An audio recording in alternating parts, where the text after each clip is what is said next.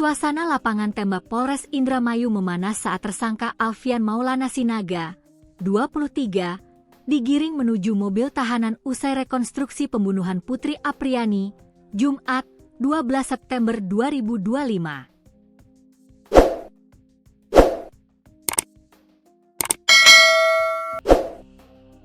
Keluarga korban yang menyaksikan rekonstruksi dari balik tembok lapangan tembak meluapkan emosi mereka dengan berteriak.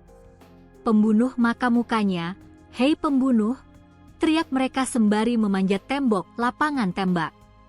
Ketegangan meningkat ketika Alfian hendak dibawa pergi oleh mobil tahanan, dan keluarga berusaha menerobos barisan polisi yang berjaga. Aksi saling dorong pun tak terhindarkan. Salah satu anggota keluarga bahkan terus berteriak sambil mengejar mobil tahanan yang membawa Alfian meninggalkan lokasi kejadian. Tamsin, 58, paman korban, menyatakan kekecewaannya karena tidak bisa menyaksikan jalannya rekonstruksi secara langsung. "Kecewa sekali, kita ingin tahu bagaimana cara pelaku melakukan perbuatan keji itu," ujarnya. Korban Putri Apriani diketahui dibunuh dan dibakar pacarnya yang merupakan mantan polisi. Peristiwa tragis ini terjadi di dalam kamar kos korban di Blok Ceblok, Desa Singajaya, Kecamatan Kabupaten Indramayu, Jawa Barat, Sabtu, 9 Agustus 2025.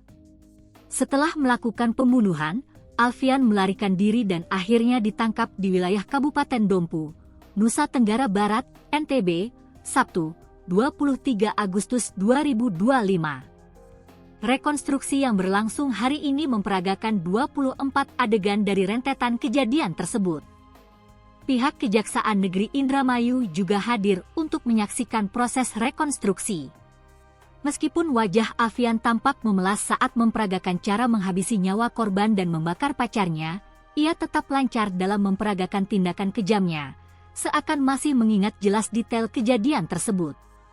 Sebelumnya, keluarga Putri Apriani, 24, wanita korban pembunuhan yang jasadnya dibakar di kamar kos Blok Ceblok, Desa Singajaya, Kecamatan Kabupaten Indramayu, Jawa Barat, mendesak agar pelaku dijatuhi hukuman mati.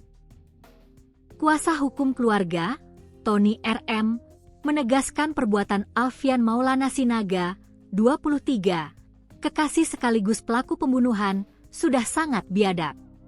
"Menurut saya ini sudah terang, bahwa pembunuhan ini adalah pembunuhan berencana," ujar Tony di Mapolres Indramayu, Selasa, 9 September 2025. Tony menilai pasal yang layak dikenakan adalah pasal 340 KUHP dengan ancaman hukuman mati atau penjara seumur hidup. Sementara itu, polisi saat ini baru mengenakan pasal 338 KUHP dan atau pasal 351 ayat 3 KUHP dengan ancaman hukuman 15 tahun penjara. "Karena ini sadis banget, sudah dibunuh, uangnya diambil, dibakar pula," lanjut Tony. Insiden ini terjadi pada Sabtu, 9 Agustus 2025, pagi. Warga digegerkan dengan penemuan jasad Putri dalam kondisi gosong di kamar kosnya. Pelaku kemudian ditangkap saat melarikan diri ke Kabupaten Dompu, Nusa Tenggara Barat, NTB, pada Sabtu, 23 Agustus 2025.